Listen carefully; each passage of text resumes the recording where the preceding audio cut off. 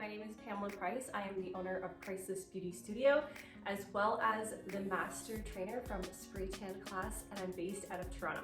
I wanted to jump on here and to show you guys some of the things, a little sneak peek, a behind the scenes look at some of the items that I have in my sort of spray tan sunless arsenal. So I wanted to just show you what I use. Obviously it's not an exhaustive list. Some of my favorite little accessories and tools that I currently love, and I do change this up often, but this is currently a few of my favorite things that I love to use. I'm going to show you what they are. Okay, so first thing is brushes. So I'm a big fan of using brushes to blend and correct if any mistakes happen. I'm also a makeup artist, so I think this is where my love of brushes comes into play with spray tanning as well. So I have just this little sponge here. I actually got this from the dollar store, and I use this if I oversaturate areas like the foot, for example. I find it's good to kind of buff and move product around that way. However, if you overspray on the body, sometimes this can be streaky, so you have to use this. You have to know when to use it and not to use it.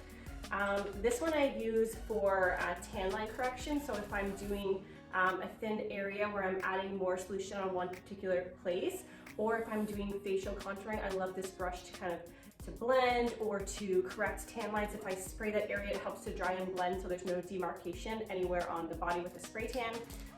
This one's kind of just my overall corrective tool. If I overspray an area, then sometimes I'll just buff it out.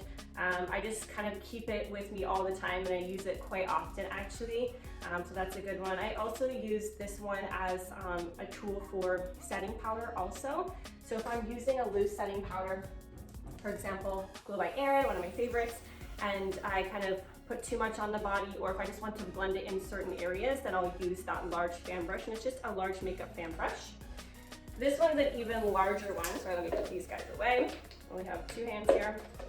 This one's a barber brush, I believe. I got this one on Amazon, and this one's also really great for dusting on powder on the body. So this one just is very fluffy. The bristles are not very dense, they're very loose, so it just creates a very soft dusted application, and I really like this one. It's not great for corrective because it is too flimsy, but it's good for dusting on setting powder. So those are a few of my favorite brushes. I forgot to bring it out, but if I have a lot of clients, or if I'm doing an event where I have a lot of people and I want to keep all my tools on me, I'll actually wear a makeup belt and I'll just pop them in there. I'll see if I can find something and I'll add it at the end of the video just so you guys know what I'm talking about. Oh, another one. I forgot about this little guy. So that's just a kabuki. So this one's really good if you're really trying to buff in or correct, especially like in creases, because you can see it's quite dense, but it's also really soft, so it feels nice on the skin. Okay, so those are my favorite, a few of my favorite tools. I did mention the setting powder. That's one of my favorites, and I usually use this one for my brides only, so I kind of leave this exclusive for my VIB, is what I call them, very important brides, so I don't use this on every single person. My everyday powder is the Norvell one, and I like this one. It's talc free, and I'll see if you guys will be able to see it, but yeah, it sprays out really nice and lightly and evenly. I notice some people will take their hose and they'll pump and use their hose to spray over. However, I find if I just go directly on the skin, I get a nice amount of product and I have more control. So that's my personal favorite use, is this guy here for my everyday clients. And I do dry all my clients by hand, and what I mean by that is that I use my hose to dry them completely, and then I'll set them with this powder. And if I've done like 2 coats or more saturated application, then I will use that brush that I had, oops, sorry, can't get it out, that I mentioned before. So I'll go into the areas like, for example, in the crease of the elbow and the neck, between the chest, underneath the booty, anywhere where you're finding that there might be skin to skin contact, I will add extra powder, and then if I need to, I'll kind of blend it and press it in with this brush here. Okay, cool, those are few of my favorite things. This is cornstarch. This is kind of like my backup setting powder. I don't love it, but it does do the trick if I forget to refill a product, or I run out of something, or I have occasionally like dropped a bottle and then needed something as a backup quick, so I just keep this as my backup. I do like the powders that are designed specifically for spray tanning a lot better. One of my little secrets is that I use a body shimmer to set some clients when I'm taking pictures. So if I want to capture a really great after photo of a client, I'll actually use a body shimmer, and it's basically like a highlighter, and I just put it on the body, on the upper portion of the body, on the décolleté, sometimes on the face, anywhere where I want to reflect and pop light. It creates this really gorgeous glow on the skin, so that's one of my little secrets. I'm sharing that nugget with you. just regular tools like little disposable. So lip wands, so if you offer a Vaseline or something on the lips like a lip balm, then you want to have a disposable lip brush, Q-tips. You never know when you might need those to do little corrective things. Sometimes I find I oversaturate the ear, so I try not to spray the ear, but occasionally if I'm doing contour, more solution might get in there. So I might give them a little Q-tip just to wipe in there, because it always looks gross if the ear's dark, right? Could be for the nail beds or whatever. There's so many purposes, Q-tips, multi-purpose, right? Baby wipes or makeup wipes, just to, one, if the client comes with makeup on, then it's good to have an option to remove any product or residue that they have on the skin. If anything left over, could be oils, or it can also be used to clean the palms of the hands, the nails, the tops of the feet, the toenails, the sides and the back of the feet as well. So this is just something I always like to have in my kit. I personally like to have a makeup versus a baby wipe in case they do need to use it for the face, because the baby wipes aren't always the greatest to use on their face. Okay, so how do I clean my brushes? I clean my brushes. I actually buy it's just 100% glycerin. This is all natural bar soap, and I buy this at the Bulk Barn. I don't know if you're listening from outside of Canada. I'm not sure if you guys have Bulk Barn, but basically any, like a health food store or something like that. They're super cheap, but they cost like, I think $2 or something, and they last a really long time. And then this is just a little, it's just a tool that helps me to clean the brushes. So I'll just lather up the brush with, get it wet, obviously, lather it up in here, and then I'll just scrub it in here, and that just helps to remove any product, anything that might be stuck in there. That way I don't have to use my hand.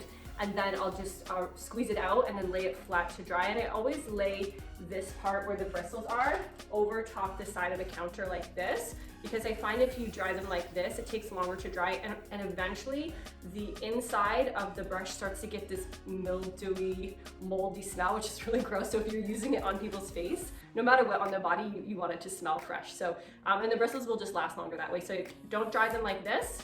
And don't dry them like this. If you can remember, just lay them over the edge of something to dry. That seems to be the best route to, longest lasting, quickest drying brushes in my experience. And then I just use alcohol to saturate the brush after I've cleaned it of any product. To disinfect it, I will saturate about quite a few pumps. Like, you do want to get a lot of alcohol on there, and it should be at least 70% rubbing alcohol. And then you just let it dry overnight, like I said. Okay, so that's what I use for that. Couple other things that I like. I keep a Vaseline on hand for either lips, or sometimes if people have like a cut, for example, or like a burn.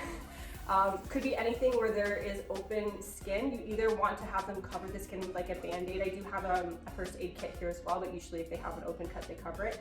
Or you can just use a Vaseline if it's something that you just want to completely cover with a Q-tip, and just cover that area with it. That I find is helpful. I don't use it all the time, and I don't personally like to use Vaseline on the nails, because I find that they accidentally touch their body, and that Vaseline will completely remove the spray tan. So try to avoid it if you don't have to, but it does work in a pinch.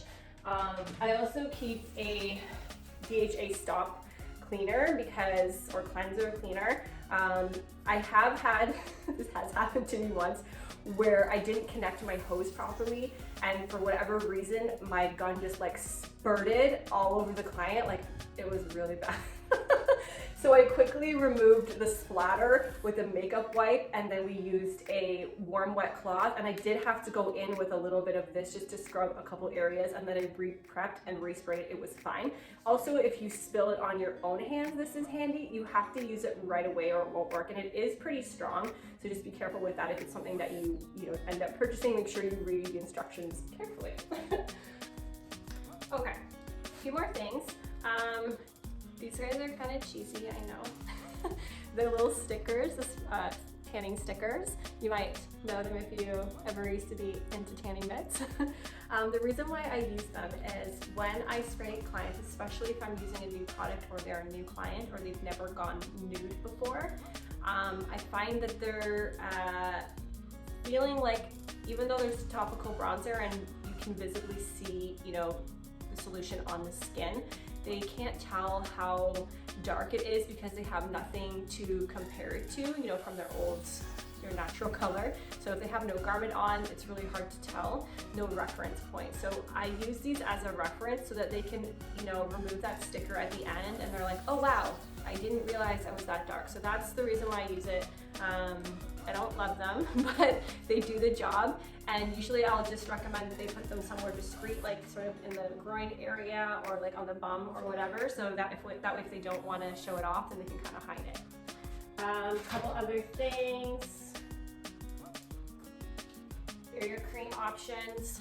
I like to have a variety. One is a product that I retail, and it's a spray glow butter.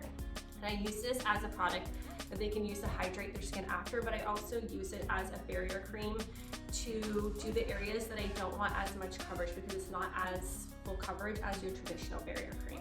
So I might use it on the elbows, the knees, sometimes the tops of the hands, the feet, and then I'll use this on areas that I want a fuller coverage, like the sides of the feet, the nail beds, and things like that.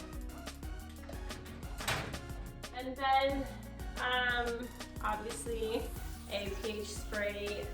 This is just the Norval one. I find this really helps to prep the skin, restore the pH balance in the skin so the spray tan develops more evenly, and I find it fades nicer as well. And if they have any dry areas on the skin, like in their shins, I find a lot of ladies who shave, their shins are very dry, so I'll spray extra on that area.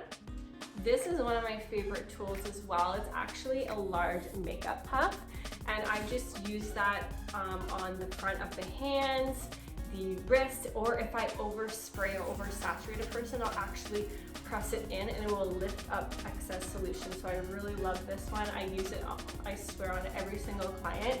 And the cool thing about this is you can actually just throw it into the wash and you can reuse it. So that's kind of nice. So I think that's it. I might add to my little toolkit at some point, but these are the things that I use fairly frequently as well. I do have disposable items like disposable undergarments, disposable hair cap, disposable sticky feet, and all that good stuff. So if you have any questions, feel free to comment below. Follow us on Instagram, Spray Tan Class, or if you want to follow my personal Instagram, it's Priceless Beautygram. Thanks so much. Love you guys. I hope this helps.